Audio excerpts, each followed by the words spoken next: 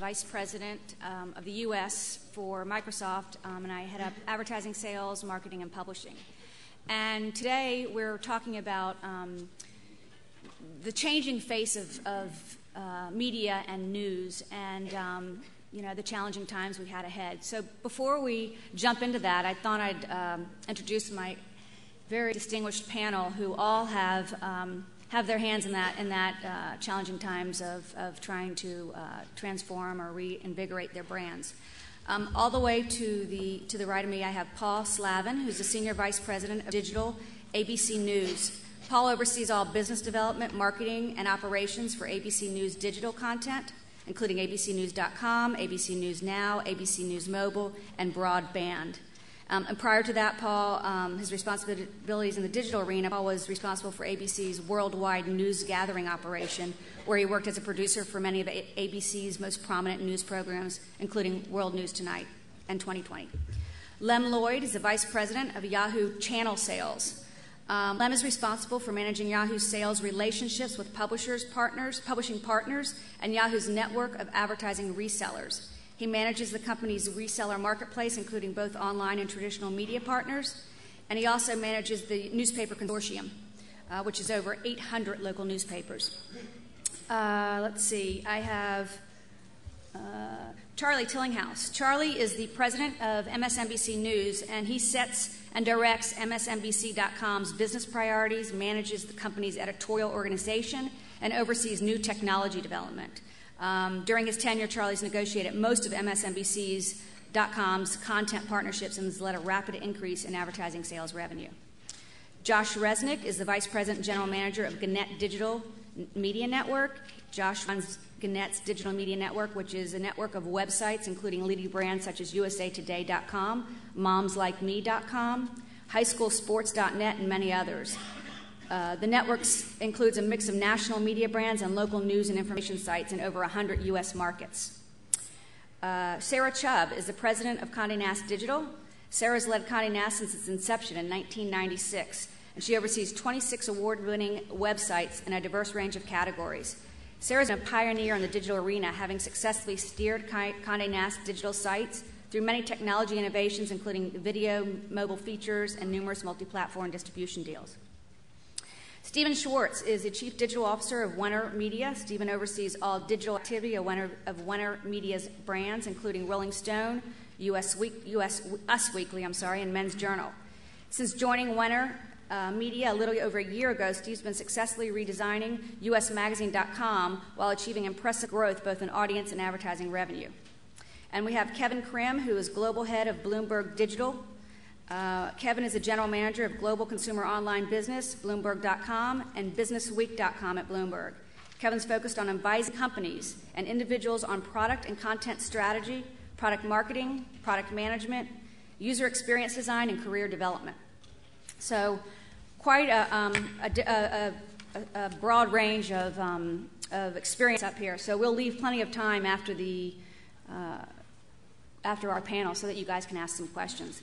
Let me start off by saying that this has not been an easy year or easy years for an executive in the media business. And I was at dinner the other night. My background is traditional media. I come from Time Inc. I was president of the media group. I launched a magazine called Real Simple, 20 years plus in traditional media, and switched over to digital about 4 years ago. And I was sitting down with a friend of mine at dinner the other night who asked me, how did you make the transitions, and what is the real difference between traditional media and digital in my environment? And the only thing I could say was that I equated a digital year to a dog year, and that it's a real bitch getting potty trained.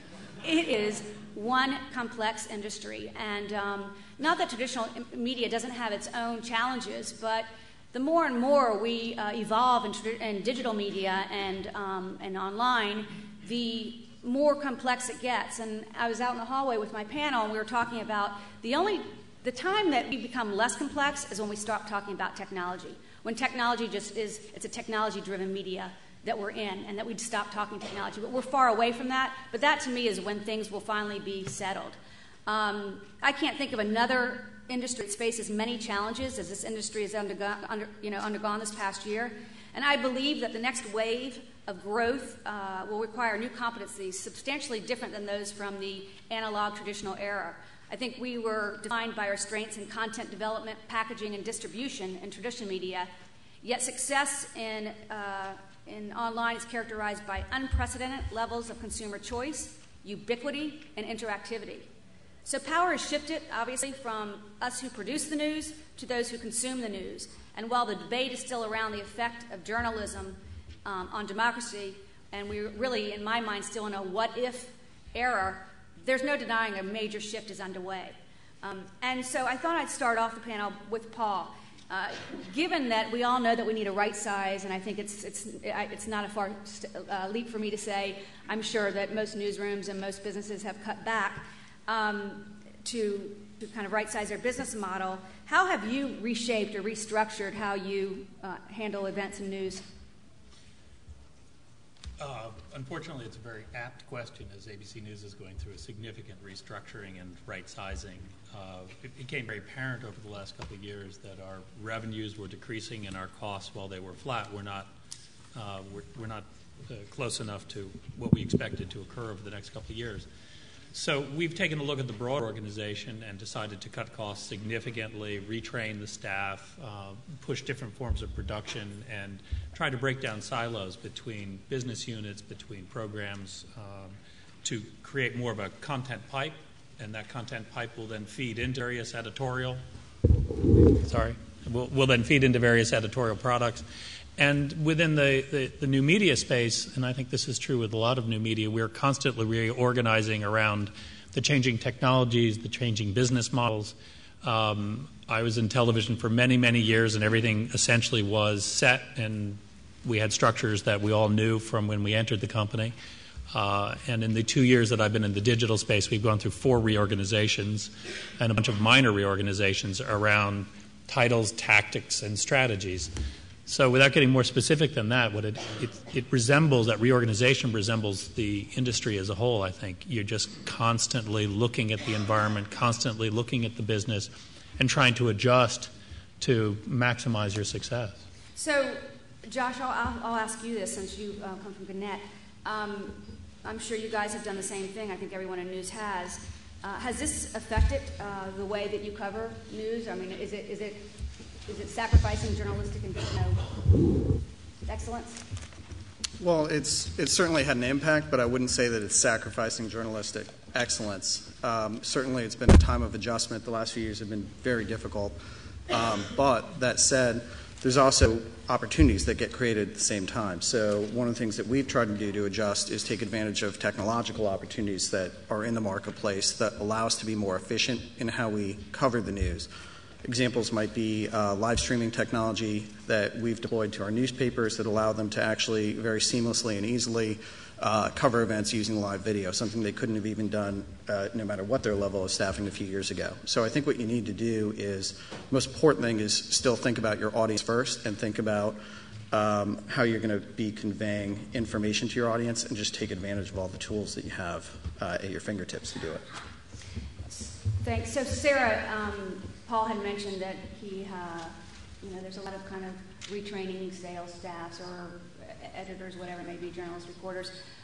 You come from a traditional media side when you head up to digital. Have you seen that? Can you easily train traditional to understand and be able to see innovatively how digital can work, or do you look more for those who have experience in the digital world?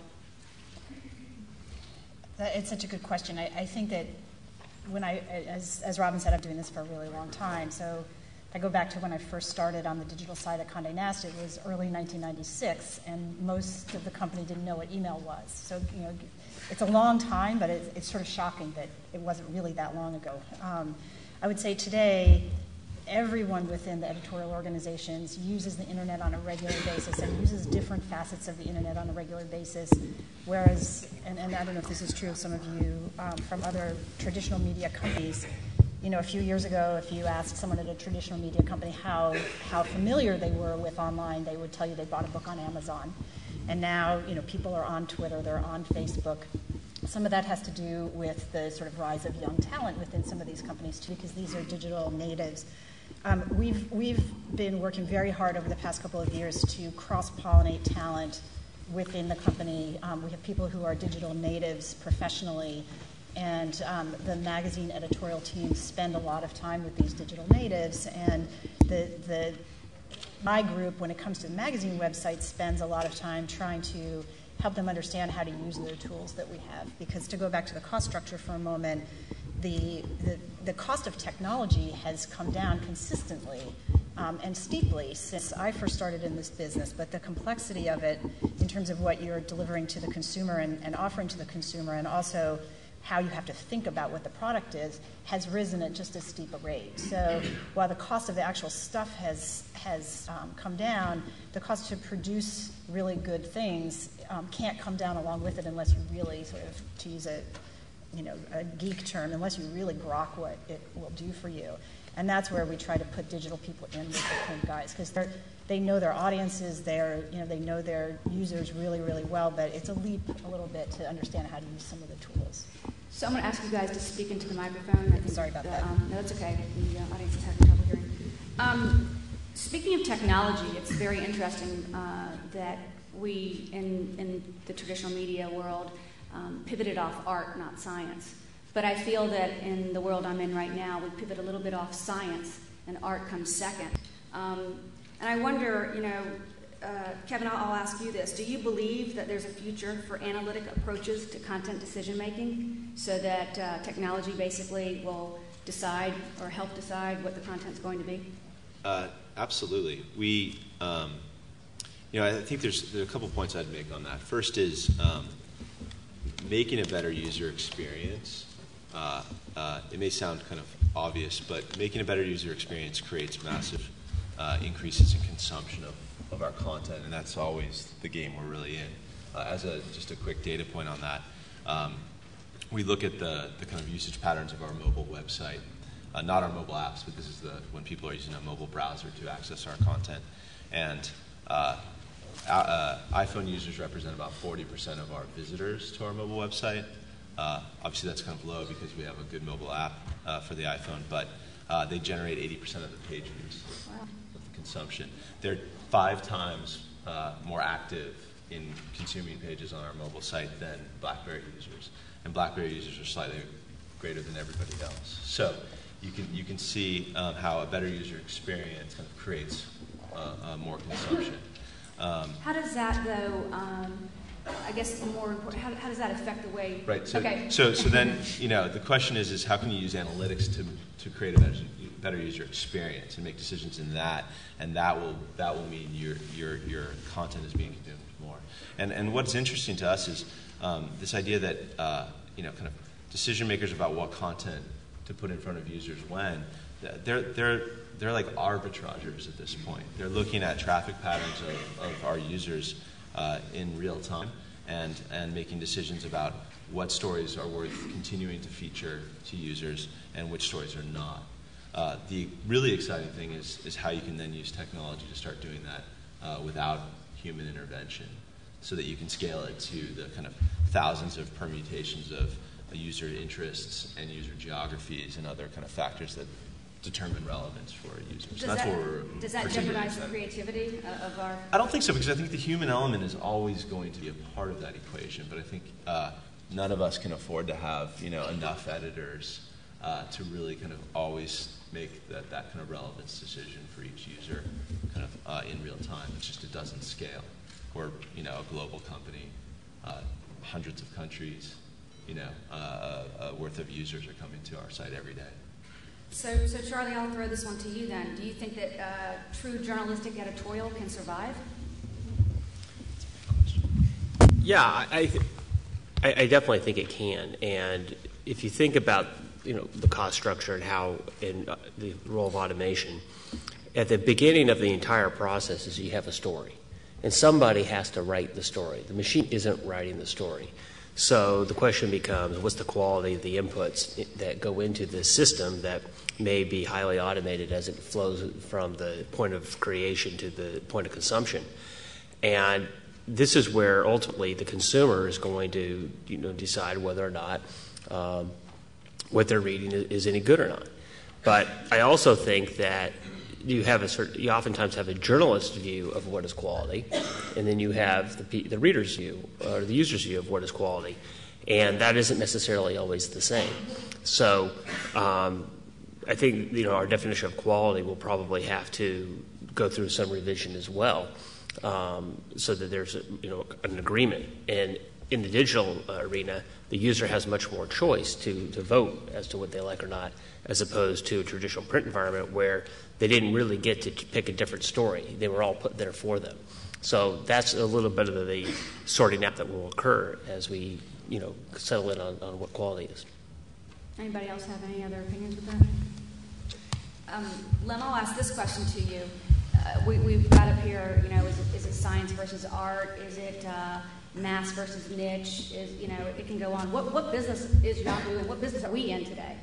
Well, I think, we talk about science and art. I think it's science, art, and, scale. So you have to bring those three to your clients. I think the business of what publishers, we work with lots of publishers and several folks on this panel, and I think one of the things they're struggling with and trying to figure out is, you're in the business of putting together an ad solution, a holistic ad solution for your advertiser.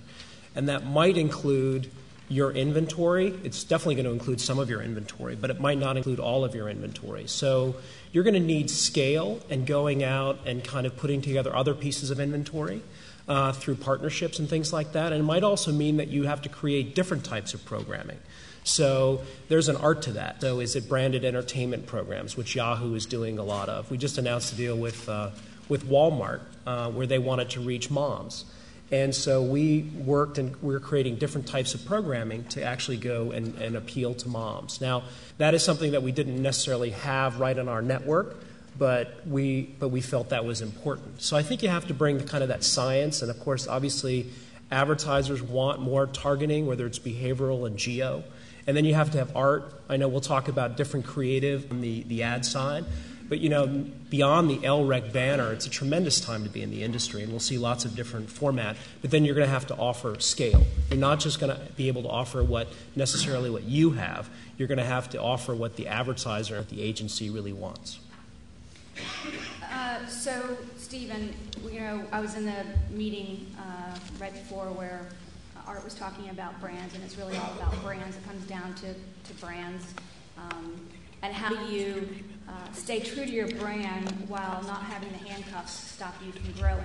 And how do you guys, with Rolling Stone or Us Weekly, how do you protect a brand but not have that handcuff you to be innovative and do other things? I think it's a number of things, and I do think that technology is very powerful, and there's a lot to be learned there. But I think the risk of having too much focus on technology and data is a loss or diminution of the brand. We have very strong brands, and it's so important to us that everything we do sort of embraces our tone and our voice and our brand position. And we tackle that a couple of different ways. A lot of our online dedicated editors sort of grew up on the print side. We have various mechanisms to make sure that the brand is consistent from print to online.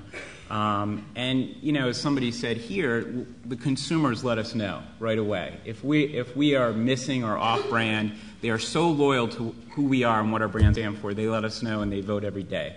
So I do think the digital industry really needs to pay more attention to the strength of the brand, and the risk of being overly data-driven and technology-driven is that.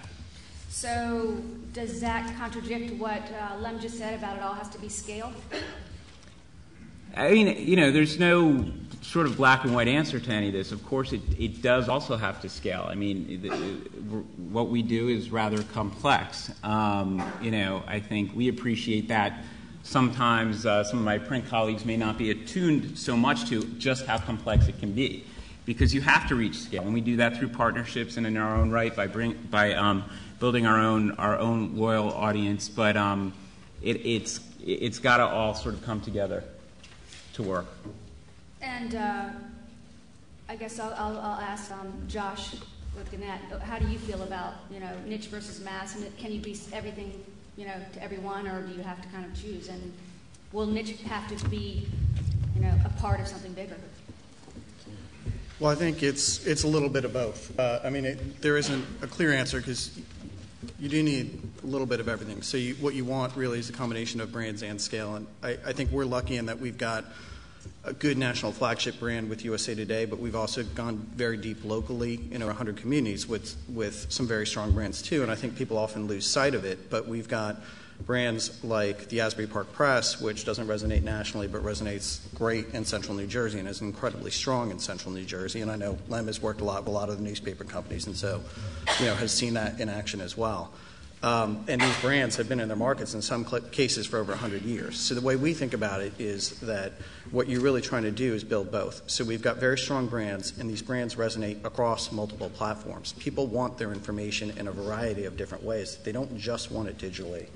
It's a person is a person, whether they're reading a newspaper, whether they're getting their information over a mobile device, whether they're online. They want to get information, and they want to get it in certain ways, and they want to get it from brands that they trust. So what you want to have is to be able to go to market with a solution that has very strong brands, but does bring them at scale, because that's how you're able to serve a larger advertiser market that's interested in reaching a very big audience, or is interested in being able to take a big audience and carve it up into segments because they're more and more focused about data-driven solutions that reach targeted segments, be it behavioral, demo, or what have you. So there's a lot of opportunities out there, and you really want to be able to bring both. One of the, and I agree with that, and I think one of the challenges we have is to, there's two challenges. One, to get clients and marketers to understand brand and how to execute brand online. And I think we have a problem with the creativity there. I think that we haven't quite used digital the way that traditional media has used, whether it's video or print, in the way to drive a brand. But Paul, I do believe that people want to say we're platform agnostic, and we've got to give the consumer wherever they want to read it, however they want to read it, if it's on their mobile or if it's digitally, however, or in print. But a dollar is not a dollar in this way. So are we really agnostic at this point? Are you making up some of the losses, and how are you doing that? Because we all know that the CPMs are a bit different. Well, actually, we're finding our CPMs are better than television CPMs, in part because we won't sell less. That creates a fair amount of unsold inventory, but we're trying to protect CPMs, and I think that's very important. Back to the brand question, though, it's something that we are constantly discussing, because we are at ABC Television, we are a brand, but I'm not sure if we're a differentiated enough brand, so we're trying to create more differentiation in the space. We're not as large as MSNBC, and that puts us at the disadvantage in sales, but we feel that if we can continue to grow but make our brand sharper and make our value proposition more apparent to both advertisers and users, we'll be able to continue to increase or at least maintain the current level of CPMs. But within video, our CPMs are higher than our television CPMs. In display that we're willing to sell, they're approximately the same as television CPMs. It's just a question of what is the sell-through. Right, and the size, I guess. And the size. Yeah. You spoke a little bit about, or you brought up, and it triggered something. I don't remember what it triggered, but I don't remember what you said triggered it, but it's networks.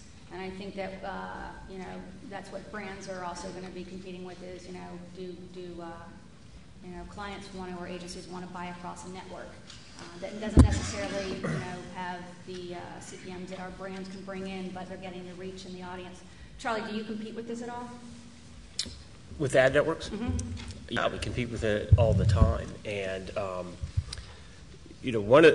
we think there's a huge difference in the quality between a publisher site and an ad network, and we can deliver the scale of an ad network. So we're fortunate in that case, but part of the trouble with ad networks is that you don't always know where your ad's running, and worse than that, you don't know if your ad is actually seen. One of the things that we're doing at MSNBC.com is we're working on a design of our story page that none of the ads are served unless they move into the visible area. So we can assure the advertiser that if you buy an ad with us, it'll actually has the opportunity to be seen. But we've seen research that shows that a vast number of ad impressions and ad networks are served on pages far down below the fold, and the user never scrolls down to see them. And so it's no wonder that ad networks don't perform very well when it comes to any kind of a brand campaign. So, but below the fold, I had a conversation this morning with someone about measurability. And so, sometimes in digital, is it impressions, is it click-throughs, what is it, is it audiences? But there's a new measurement that's out right now that is measuring views. And so below the fold views will probably drop down, which will probably hurt networks, if that's the case. But, Lem, I see you shaking your head. Tell me a little bit about how some of the measurements that are being challenged right now, or that we're challenged with, are coming to fruition. Well, I think Charlie's right in that, there are thousands of ad networks now. So we all know there's a tremendous proliferation of ad networks. Yahoo has an ad network called Right Media, so they're not all the same. I think at Yahoo we all think of advertisers. We've segmented advertisers in really kind of three main buckets. So there's emotional branders, a lot of P&G companies, and they need to do certain things, and they're going to look at certain types of metrics, right? There's promotional marketers who are actually looking more at clicks and kind of, does it drive a real sale? They're willing to spend in a different way, and they're looking for different types of inventory. It might be more ad network. And then there are local traffic drivers. Half of all media spending in the United States, of the $245 billion, is really local. It's all the folks that have local kind of presences, and they're looking for different ones. So I think when you look at it, you really have to kind of look at the segment of the advertiser, and they're all going to be looking at different types of metrics. I will say, and I know we all agree, that if you talk to ad agencies and large branders and large different advertisers, they want bigger ideas. We're really still in the second inning of this game. Most of this ad spend is not online. If you look at different types of industries like national restaurants, fast food, and casual dining, of the $4 billion they spend in ad spend, only 1.5% is online. Their audiences are online. Their audiences are on all of our sites, but they have not made the shift yet. So I think that putting together big ideas and interesting ideas to differentiate ourselves from ad networks is really what I think customers are looking for, and what's incumbent upon us. Do you think that a campaign or that is bought that runs across brand, audience, which is network, I guess, and search, that it works better if it runs across all three? Yeah, and I think there are lots of stats, and I think several of us sell search and display, but at Yahoo we do find that the click-through and the engagement level, if you have a search campaign and a display campaign together, is going to give you greater lift if you're an advertiser, and lots of these large advertisers do quite a lot of search and display together, and they're moving more towards that. So, multiple screens. I think that kind of, what we're talking about, not just, let's say, not just brand, audience, and search, but also multiple screens and following the consumer where they go and how they want it. Stephen, can you tell me a little bit about how you use the multiple screens differently, like how you deliver content differently on, whether it's mobile or an app or whatever it may be?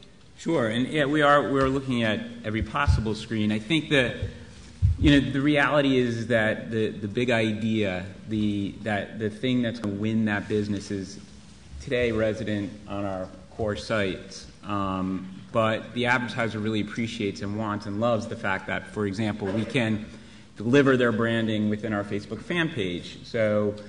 Or within our mobile site, and that's an important piece of the pie to win that business when we compete with other publishers and or networks. And just to add on to what somebody was saying, it is the big idea. It's the custom solution that we can deliver that hits right to that advertiser's objective, which is why we're seeing our business grow. And we don't use networks.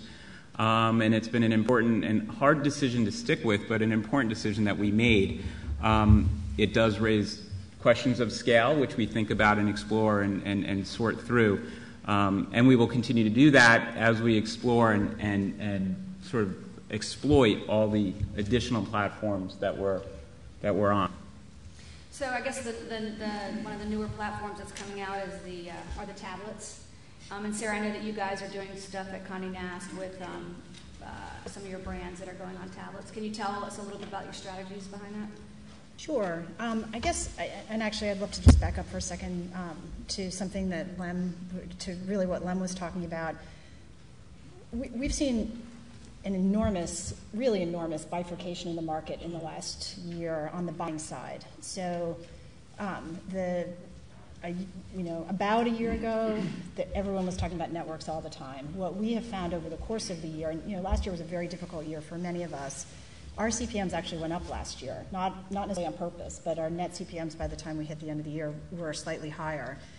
And what we found is that people are buying networks and search and the very, very low-cost stuff for a very specific reason, but that there has been this real return to brand at the types of advertisers we deal with anyway. And at Condé Nast, what we've been trying to get great at for the past couple of years, and I'd say right now we're good at it, but we're trying to get superb at it, is we deal with the top marketers in the country. We've had relationships, very deep relationships with them for decades, and those relationships are based on the very deep relationships we have with our customers because our products are very vertical, right? We're not really as horizontal as, say, a straight news site. And the customer is in charge in a way that they have never been before as a result of technology. And what we see in the tablet devices is an opportunity to take something that we already know they're very attached to, which is the packaged magazine content, and put it onto a platform that is portable and maybe offers more. And the funny thing is, and some of you guys may be trying to crack the same nut right now, but if you start thinking, we started with the phone and we're working on products for the launch of the tablet. If you start thinking about what you could do on that platform, your head will explode because there's so many things you could do that you just either won't get started or you'll overload it with so many features that the consumer's head will explode. And what we've tried to do out of the gate, actually with the first one that we did, which was GQ on the iPhone, was make it very, very clear that this is the magazine, because we knew that people were reading books on the phone, and you all see them all the time, right? You see them on the subway. Yeah, they're playing games, but a lot of them are reading books, and books have now surpassed games in terms of the number of apps in the store. And we wanted to nail the reading experience first, and it's done extraordinarily well. And in fact, we launched in-app purchasing where you can, if I bought it last month, now I can just hit a button and buy the new one because it's actually a reader. The app is a reader and you're sticking the content into the reader. And we're seeing with in-app purchasing a lot of people going back and buying back issues, which is pretty exciting also. But to go to the advertising for a minute, if we're very good at serving our consumer and being where they want us to be with the kinds of products that they want us to offer them, which it's different online. The thing that we offer you online is different. Your behavior is different. Then we really end up in the audience business. First of all, you extend the size and attachment of the audience you have. And for an advertiser, we go from being able to offer an integrated deal where we might do, then a lot of the work we do is custom, to someone's point about custom creative. We've been doing for a couple of years custom integrated print online and often with an offline leg like a promotion or an event of some sort. And now you put the tablet into the mix, and the tablet behaves with the consumer interaction like a print vehicle, where, by the way, let's remember people like ads. I mean, many and most of our titles, they like the ads and they want to interact with them. And the focus groups that we've been doing actually support that, so that the consumer has a choice between those things. And suddenly you have, at a company that's not an enormous company the way Yahoo is, but we do have quite a lot of scale when you put the products together, you have an opportunity for a marketer to work with all of those different touch points in the sort of media cycle of a particular consumer. So, Josh, I'll ask you this, which is kind of a continuation of that. If you put your content, well, I have two parts to this question, and I'll ask you the first part. If you put your content in tablet form and or Kindle, whatever it is, or iPad, have you considered not just the mobility of what a consumer wants, but they also want the flexibility of pay? So maybe they only want business section, or maybe they only want sports section. Have you guys considered any of that as to how the flexibility of the pay can be, like an iTunes type model? Yeah, that's a good question. And generally what I'd say is there's a lot of discussion now around the paid versus free options, and I think probably everyone at this table is sitting around thinking about what the opportunities there might be. And I think what that comes down to is, to some degree, we've always had that option for users where we've always charged for older content, right? Anything older than a certain number of days on the sites ends up being paid. So there's always some element of paid content that people would access, and we're looking right now at all the different options. I think in terms of the devices, I think you raise a good point, which is that what it really comes down to is the consumer, right? What do they want? How do they want to consume their content? And you just need to find that right model that allows them to get to your content in a way that works for them and in a form that works for them. And you had also raised the question about how it affects how we produce the content, and it certainly does, because as we look at that, again, we're always just thinking about the audience, how do we reach them, and so how we do that ends up changing, because how you might communicate with the user in print, you have the opportunity to go very much in depth, longer articles, and so on, whereas on a mobile device, even on the iPhone, that doesn't work quite as well. And we've actually been fortunate in that USA Today, I think, we've always viewed as perfect for mobile devices because it's always gone with the shorter chunks of information, things that actually work very well for those devices. And then as you hit new opportunities with things like the iPad or new capabilities on phones, is you just have to think about two things. One is, what does that mean with the dynamic nature of what you might produce, right? So how can you still produce now video for phones and video for the iPad? And then what might it mean for models in terms of how you charge? And so it's certainly something that, like I said, I think all of us have to think about as we move forward. Yeah, I mean, it's kind of like in the music business.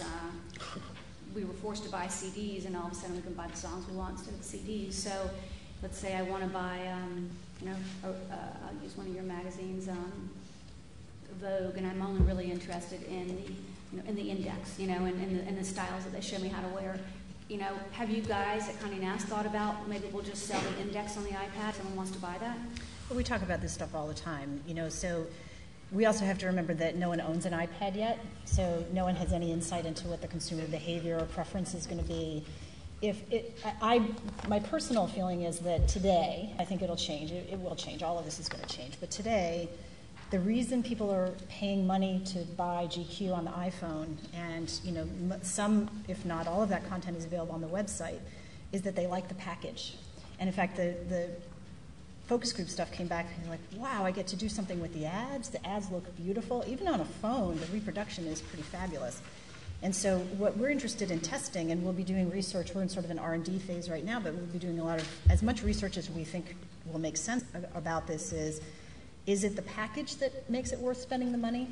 Is the behavior moment that you're having worth the $2.99 or whatever it is, because I want to actually consume that whole package? And if you think about a magazine like a Vanity Fair, it is quite a complex package, right? There's celebrity, there's politics, there's writing that's very, very immersive, and that it's sort of a complex soup. And I think eventually there'll be a way of understanding that the consumer behavior enough to make real money selling it in a disaggregated form, but not particularly interested in doing that yet. Yeah, I think it's going to be different for every brand, and that's what we're going to have to find out. People ask me all the time, you think magazines are dead? You think print is dead? I don't think anything's dead. I think some brands may be dead, but it's brands that we have to look at, and how do you take the content and contextually, serve it up on the different screens and the different platforms to make it relevant. And if your content is relevant, then on these different screens, then you're not dead if you're, it's not, we've looked at ourselves so much as, in traditional media, as a distribution channel instead of as brands. Charlie, social networking. How have you guys integrated any of your strategies with social networking, and have you been able to monetize any of those, more importantly? Well, we haven't monetized much of it, but we've done a couple of things. We've done all the usual tools of linking to Facebook and Twitter on our sites. We're continuing to roll that out. And we also have our own community functionality via a company we acquired a few years ago called newsvine.com. But the main thing that we've done is we acquired the URL breakingnews.com, and we manage a Twitter feed called @BreakingNews, and we have a Breaking News page on Facebook. And so what we've done is created a new brand that spans all of these networks and in different modes, a regular web page or a social network, and then try to create an experience that is programmed simultaneously for all of those platforms, if you want to call them platforms, or all those environments, as opposed to trying to take a site that always existed on the web and then sort of adapt it to social networks. So the breaking news initiative that we have is really a kind of native social networking product. Yeah, I think social networking could absolutely engage audiences and drive audiences, so you grow audiences and then you can monetize it that way. Has anyone on this panel, do you have any social networking or social media that you did that you actually monetize? And you did? Good job. Yeah. So we launched a social networking site for moms called momslikeme.com because we saw an opportunity that wasn't being met in the market, and that was to create a niche social network to allow moms to connect with each other in local markets, but to scale it nationally. So it built on what we're able to do in going deep locally, but also build on our scale nationally. So what we found is that moms really have this passion for connecting with other moms in their local markets, more so than they do on the national side. So a mom in Indianapolis really wants to talk to other moms in Indianapolis about a wide variety of topics. And with momslikeme.com, we've given them the opportunity to do that. It's, like I said, a national brand, a national platform, but it allows moms to connect locally. And we've been able to monetize it by allowing marketers to actually come in and be part of the conversation. So from a marketer perspective, they really want the opportunity to actually engage in dialogue directly with the consumers, and this allows them to do that. So we've created communities for various brands that are relevant to the moms. So one example is we worked with Unilever to create a community called Living Beautifully for Less last year around their Suave brand, which is their discount brand. And the community related to issues related to beauty, but like it sounds like, being able to live beautifully for less, in a down economy, which is what we were seeing last year. And if the marketer manages it right, which is very important to do, they're not constantly talking about their brand. They're not hitting the moms with advertising messages all the time, but it's an opportunity to engage in genuine dialogue with moms around this topic that's relevant both for the moms and for the brand. And then we deliver an analytics package to them at the conclusion of the community, which allows them to see what was the impact of their brand message, what did moms then say about the topic, and so on. So it allows them to gain value by being in these conversations and learning about what the moms think about these topics that are relevant, and it can even drive further product development for the brand. So I think it's important in contexts like this to create innovative solutions for marketers that allow them to become part of the conversation, because that's really where they get value, and it becomes this really interesting opportunity for the audience as well, because I think that audiences, at least from what we've seen, they're very eager to actually have these conversations too. Right. I think it's all about having a focused audience in a great context, and when you've got that, where we have Business Exchange at Bloomberg Business Week, we get a fantastic response from advertisers. They love to be involved in something like that because they know they've got the audience they're trying to reach, business people, kind of social bookmarking and discussions around topics. We have 2,500 user-created topics there, and they feel very comfortable being involved in something like that because it can be so contextually relevant to their brands, and it's the audience they want to reach. I think this is where the science and the art, Robin, that you talked about kind of converge a little bit. There they go. See, they agree.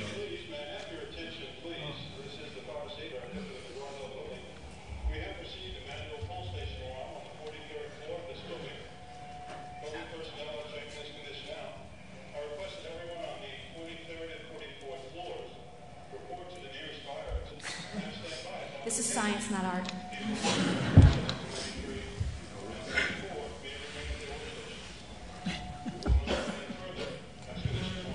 We'll go on until we smell smoke, okay?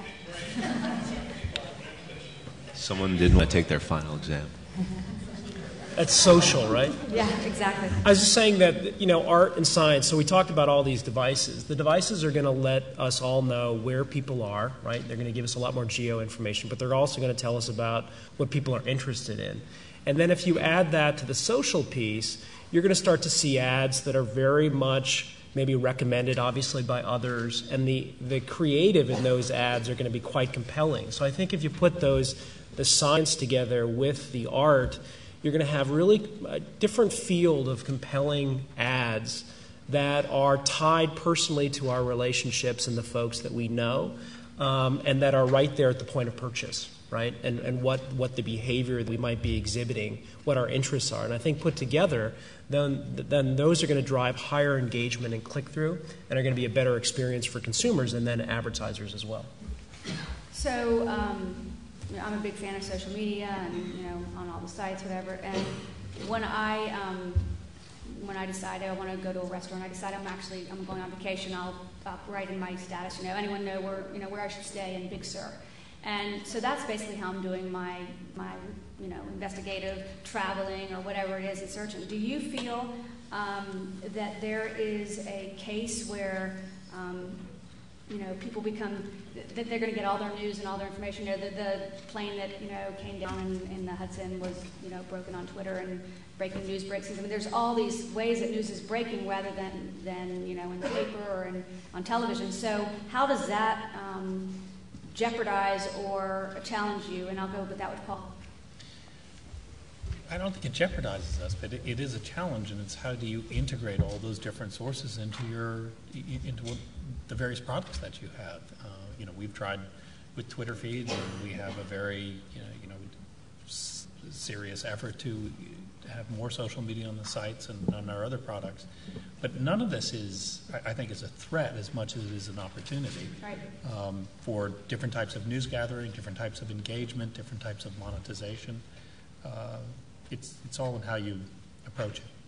Yeah, I think you're absolutely right, and I think our biggest challenge is figuring out not only I think we figured out how to integrate it. I think what you're saying. I think everyone up here knows how to integrate it. I think now we have to figure out how to monetize it, and there are ways to monetize it, but they're not.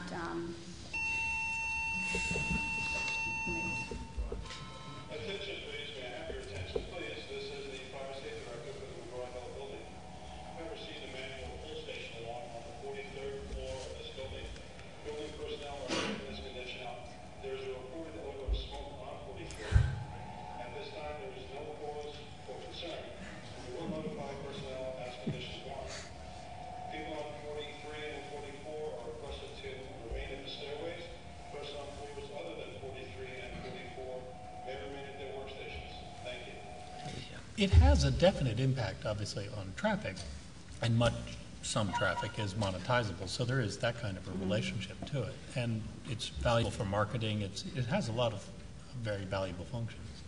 I absolutely agree.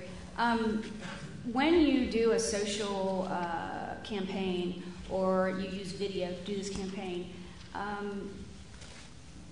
Stephen, do you do any viral seeding strategies where you're going to try to get people to go there, or you just put it up and you hope that people are going to find it? And, Josh was saying they have momslikeme.com. Did you do viral seeding for that? How do you get people to come to the? We do, and I think it's also about expectation management, but with respect to the sponsor, the advertiser that we're working with. But we do, and I think that's why you can't ignore these communities. You have to build these communities so that when you need to sort of leverage them and also have them help you deliver on something that you're trying to do on behalf of an advertiser or sponsor, they're there for you. So we have taken we take our communities off our sites very seriously. We nurture them all the time. We grow them. We do custom things for them editorially. And that's all so that we are not only reinforcing the brand at all junctures, but that we can tap into them when we need to. Yeah, so I agree. We've used them where it makes sense, and we certainly experimented with trying to spark some viral awareness through Twitter. We've got Facebook applications for Moms Like Me, but we've also taken advantage of organic opportunities on the site to create some innovative programs that generate consumer awareness. We actually live streamed a mom giving birth on one of the sites last July, which generated some interest. And did you get an advertiser for that? Yeah. I don't want to know who the advertiser was. So we've gone a variety of ways, but it also goes back to, we've also talked about the importance of brand and multiple platforms. So one of the advantages that we have is that we've been able to use other platforms to promote it and to generate awareness. So whether that's using TV stations to integrate relevant coverage using Moms Like Me in newscasts, whether it's in print, either in our core print publications or creating print publications specifically branded for Moms Like Me. There's a lot of opportunities.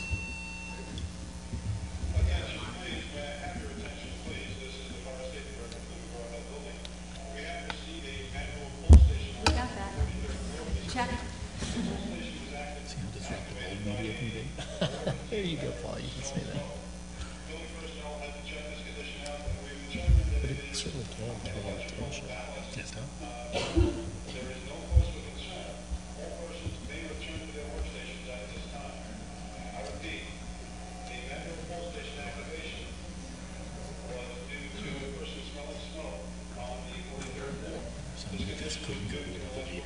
That's right.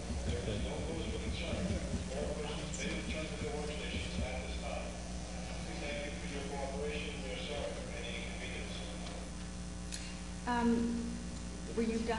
Yeah. Okay. Were you finished with that comment? Let's talk a little bit about mobile. I mean, I think this year, $1.7 billion is expected to come.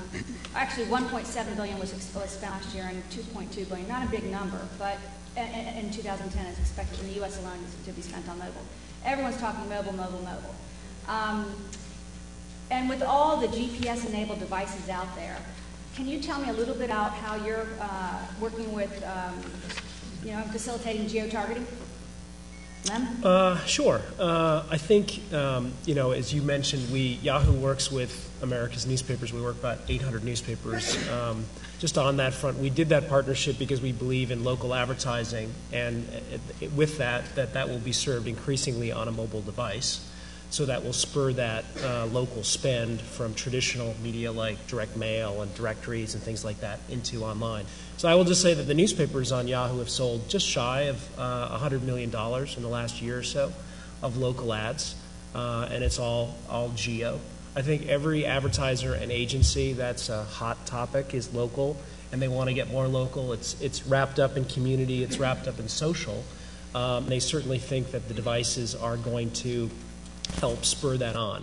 I think also then it gets back to the big idea that you actually have to have it's not just enough to say that I can kind of serve a geo ad on a device. It has to be wrapped up in terms of an audience and a program that's going to differentiate you from just an ad agency going and buying on an ad network. So I think that local is I don't want to say the next big thing. I think we all kind of think it's a big thing, but those devices are certainly going to kind of supercharge it in the few years. I have some more questions, but before I want to ask you guys if you want to chime in and take the conversation anywhere. Does anyone have any questions they'd like us? Yes? I think one answer to newspapers in general is perhaps the formation of like an online newsstand source where you buy the articles a la carte, you only have one point of access, one point of payment. Yahoo seems to be closer to that kind of idea than anybody else. Have you ever heard of anything like that? Why wouldn't that work? Josh, do you want to take that one, Josh? So, not really.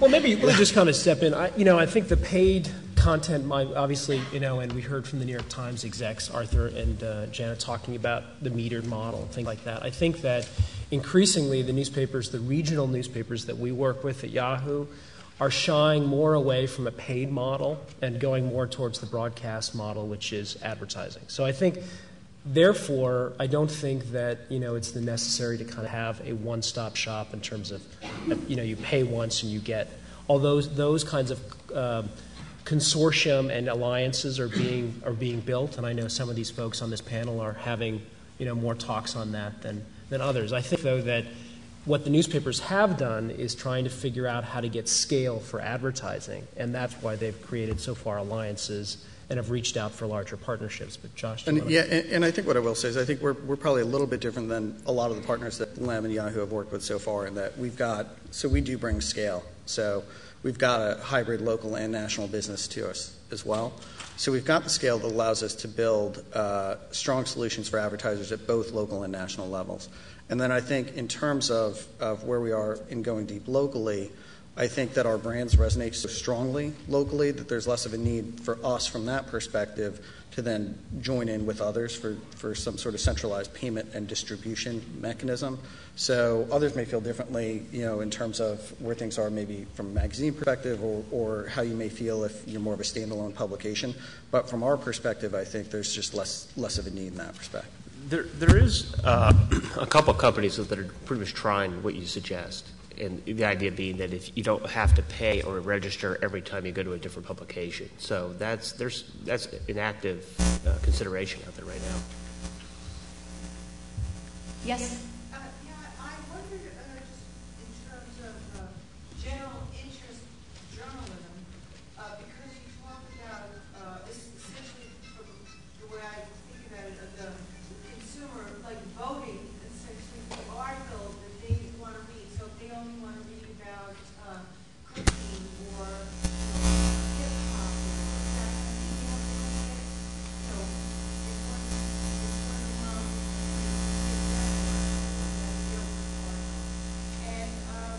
when you used to buy the paper, if you wanted to go to the dining, you at least got the information about China or something on the front page of the Times or New USA Today or something.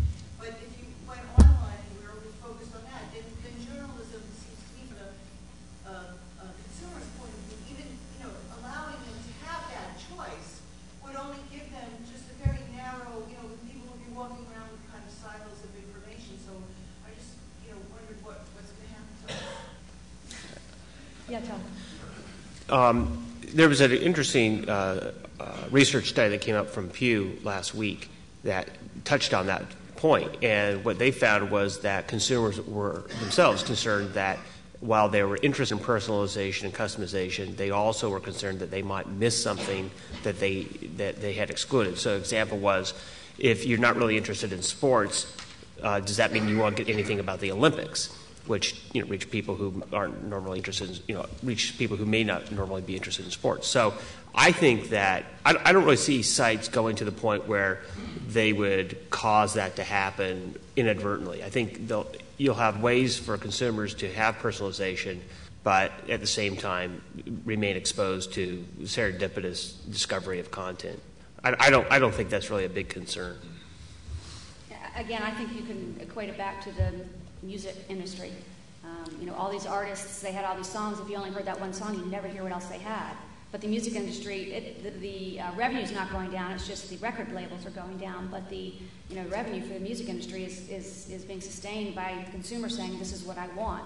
So, we're going to have to listen to the consumer, and I think music is thriving right now, just not in the old traditional model. Yes? Me? Yeah. Yeah, I'm Mark Marvel. I should qualify this by saying I actually work for Charlie Tillinghast at MSNBC, so I'll address this. Get the question right, though, remember. I think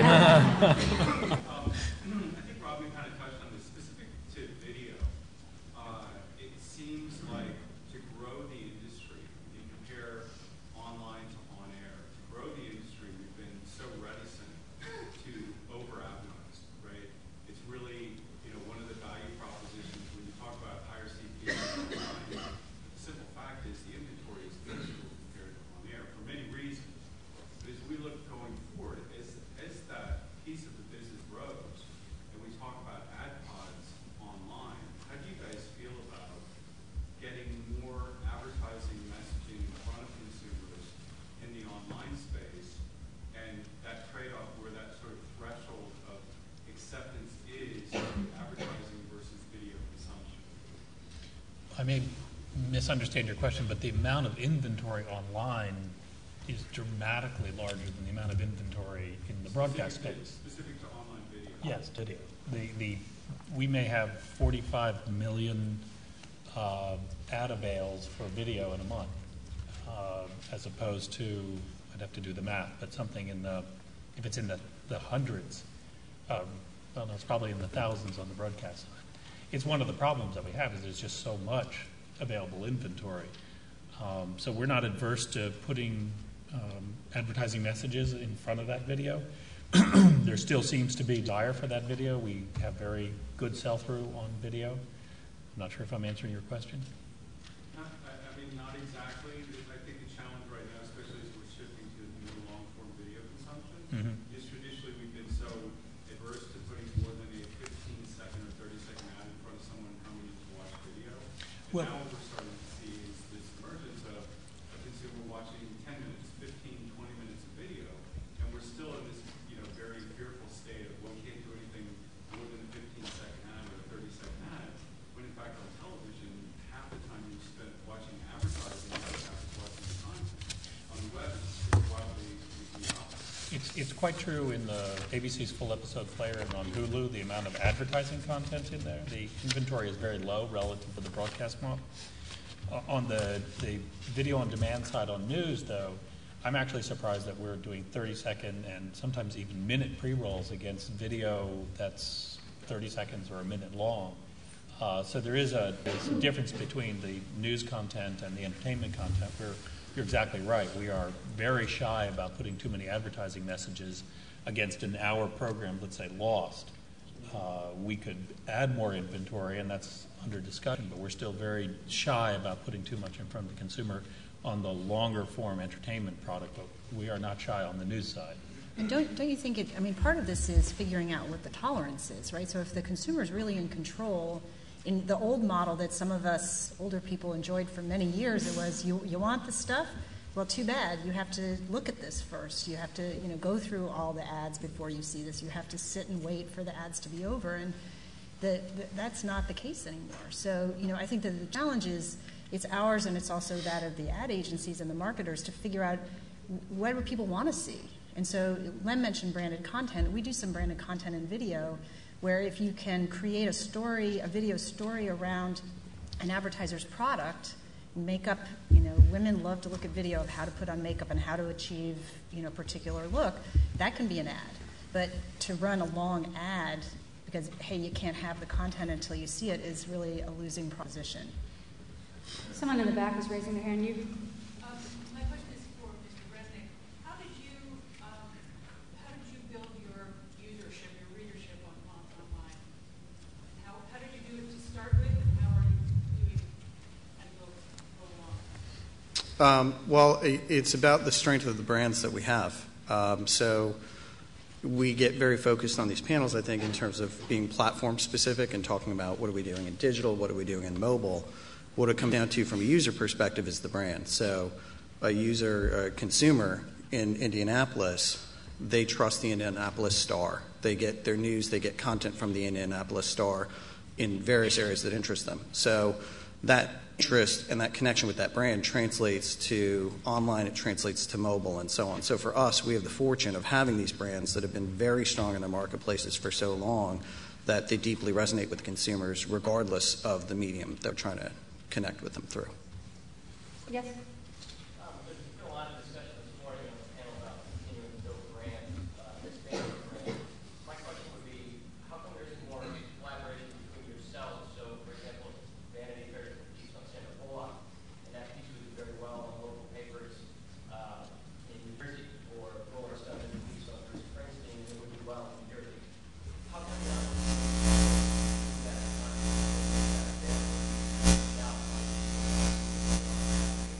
We actually do a lot of syndication. I syndicate content to Yahoo, to MSN, to a multitude of other places for exactly that reason. And it's good for both. It supplies content to those portal partners, and it drives a ton of traffic for us. We find new people. They may not have understood that this was a brand that actually they might be interested in. It's pretty effective. Yeah, we do quite a bit at Bloomberg. We just had a fabulous story by Amanda Bennett on our news team about her husband's end-of-life experience, and it was probably a million viewers on MSNBC.com, Reddit, twice that Reddit on the Bloomberg site and the Business Week site. So, we do that. We're helping the Washington Post company with a lot of its business news and business data in its newspaper and on its website.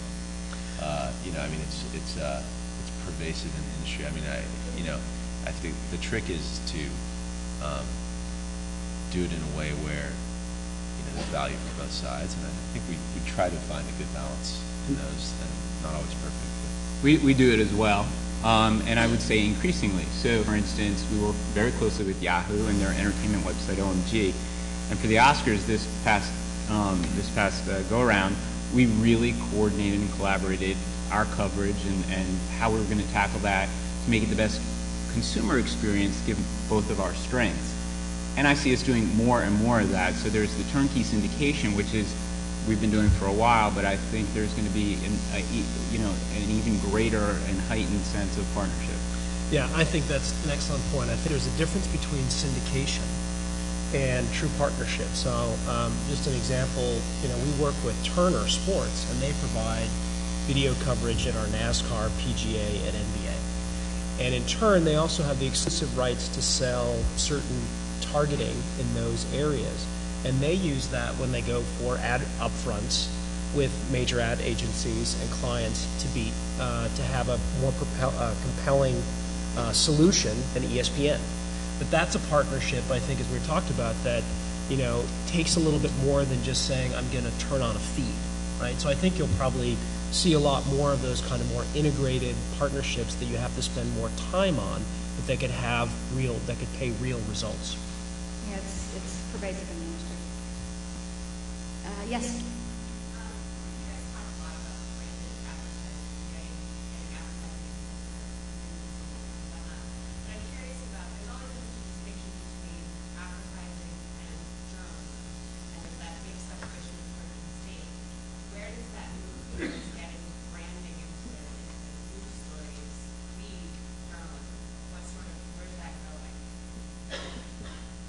Who'd like to take that one on? Look, it's a big concern, but the wall that exists between advertisers and content on the television side is still higher than on the digital side. We are much more willing to experiment. We're much more willing to flex, but ultimately our brands will suffer if our consumers don't trust us. So we've looked at things where the advertiser is actually bringing value to, let's say, a recipe, and we might be willing to brand a product within a recipe because there's a coupon attached. So, but that kind of conversation doesn't tend to happen on the television side. There's no question that it's a daily conversation, and I know in our world we've actually increased our standards and practices department because these conversations are coming up so often now. It used to be monthly, then it was weekly, and now it's a daily question as different projects come to us and we have to discuss them. I think it all boils down to the second the consumer is confused, you've crossed the line. So, there's a question here? Yeah, my name is Edward Hauser. And my question, we talked about subscriptions, we talked about advertising. I wonder if there's a reflection to be made about getting involved in other types of transactions. So, for example, of the companies represented in the panel, it seems to me that the financial health of Bloomberg is very obvious. And Bloomberg find a way to get news and information close to very large transactions that culminate in trading of multi-million dollars in shares. The traditional publishers of news and information are much more removed from experiences that end up in dining, in travel purchases, and car purchases, and oftentimes are either disconnected or only connected by a 300 and 250 app. So I wonder if there's a reflection here that could either come from Bloomberg or other things you're looking at that will put you guys less removed from transactions that have a higher price tag, and hopefully use that to bring bigger revenues through bigger transactions into the industry. Do you want to? Well, I mean, I think Bloomberg's in a very unique space. The stakes of decisions being made for our customers of our professional subscription service are so high that they want they're some of the most aggressive consumers of anything we can produce that helps them make better decisions, and they're willing to pay quite a bit for that. I think some of the other high-stakes decisions out there probably could follow that kind of model, but there's not that many of them. I mean, I think some big life events, buying a house, maybe the mom's situation that Josh. Shoes for certain populations, may have, I mean, I think some of the, in some of the categories, there's probably an analogy there, but, I think it can only be taken so far. Any other questions? Yes? Just quickly, I see a great benefit to this democratization of media. I think what we saw in Iran last year with the Twitter feed of Midad being killed is a good example of that. But I have a concern about allowing the public to lead too much and whether that can then become a threat to the role of journalism as the fourth estate. So we've got people following stories, clicking on stories, and that drives whether a story gets pursued more, or to use the cliche, but I think example of Watergate, where it was buried on the 17th page, and it was only because the journalists felt the responsibility to pursue it, it got pursued. So, how do you balance the ability of a consumer to click on stories and drive what gets covered versus the general, genuine responsibility of journalists? I think that's a really good question, and that's one with our Breaking News project that we're evaluating. Right now, I don't think there's probably enough consumer data flowing in to inform editorial decisions. I still think we're probably tilted more toward traditional journalistic judgment. So I don't think it's so much a matter of that going away. It's just adding this other piece of it, which is the consumer insight. And we're still using human beings to take a look at these feeds and make sure that, what we put out on a breaking news feed is truly news, because you can get a lot of noise in there. But at the same time, you can find out things very, very quickly that oftentimes traditional sources of news reporting that we rely on, whether it's our own people or the AP or a partner, aren't going to be as fast as somebody who just happened to be standing on the spot where some major event happened. There's just not enough journalists in the world to provide that kind of coverage. So I think but it's a balance, and it's not really one or the other.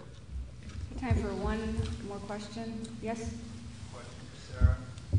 What are the greatest challenges that you have working across all of these terrific brands? And you have top 1 and 2. How do you kind of surmount those obstacles?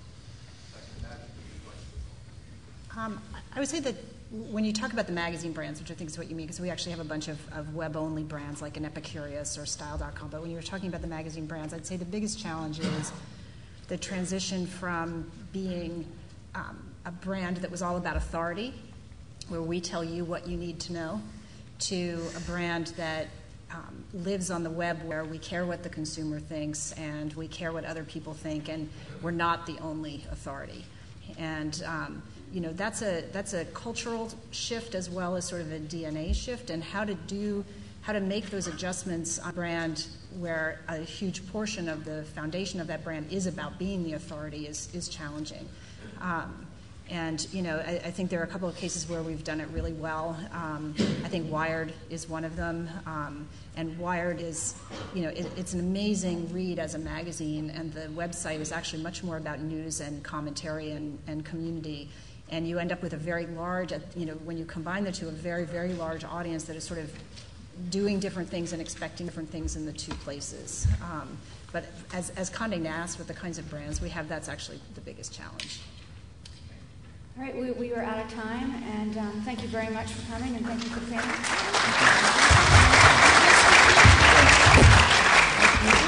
Nice to meet you.